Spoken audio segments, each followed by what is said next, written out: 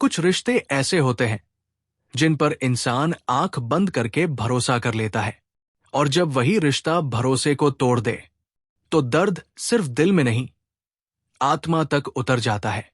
ये कहानी है सीता की, एक साधारण संस्कारी लड़की जिसने बचपन से यही सीखा था कि घर की इज्जत सबसे ऊपर होती है।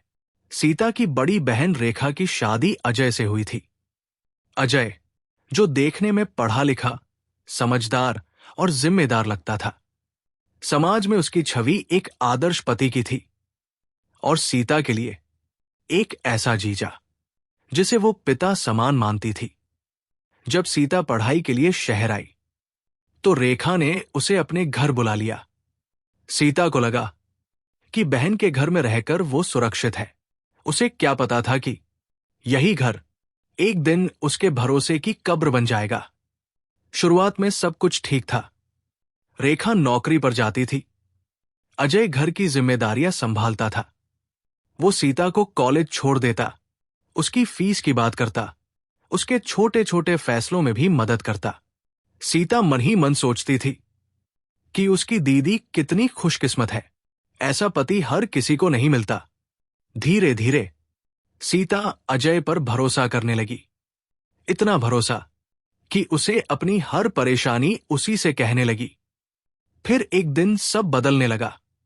रेखा की नौकरी चली गई, घर का पूरा बोझ अजय पर आ गया। उसके व्यवहार में चिड़चिड़ापन आने लगा। रेखा चुप रहने लगी, घर में हंसी कम और खामोशी ज्यादा रहने लगी। सीता सब देख रही थी, लेकिन बोल नहीं पा रही थी। रेखा अक्सर उससे कहती, घर की बातें बाहर मत जाने देना, लोग बातें बनाते हैं। सीता समझ गई थी कि ये घर अब वैसा नहीं रहा जैसा पहले था। एक दिन रेखा कुछ दिनों के लिए मायके चली गई। घर में सिर्फ अजय और सीता रह गए। उसी दिन अजय ने पहली बार ऐसी बातें की जो एक जीजा को नहीं करनी चाहिए थी।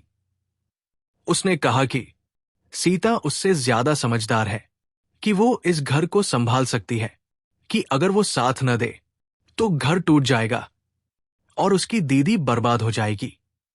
सीता सन्न रह गई। ये कोई छूना नहीं था, कोई जबरदस्ती नहीं थी, लेकिन ये उससे भी ज्यादा खतरनाक था। ये था डर, मजबूरी और भावनात्मक दबाव। सीता रातों रात बड़ी हो गई। उसके अंदर अपराध बोध भर दिया गया। उसे लगने लगा कि अगर उसने कुछ नहीं किया तो उसकी दीदी की जिंदगी खत्म हो जाएगी। कुछ ही दिनों बाद सीता को पता चला कि अजय ने उससे कुछ कागजों पर साइन करवा लिए थे, बिना बताए, बिना समझाए।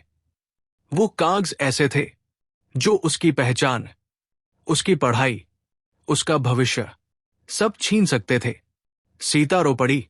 उसने कांपती आवाज में कहा, मैंने आपको पिता जैसा माना था।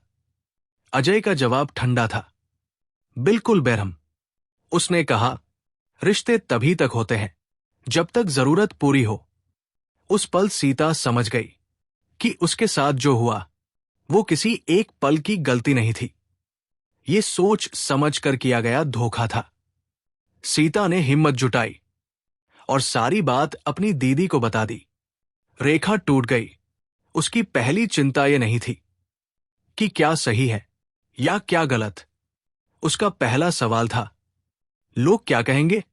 सीता ने रोते हुए कहा, दीदी, अगर आज चुप रहे तो कल किसी और लड़की के साथ यही होगा।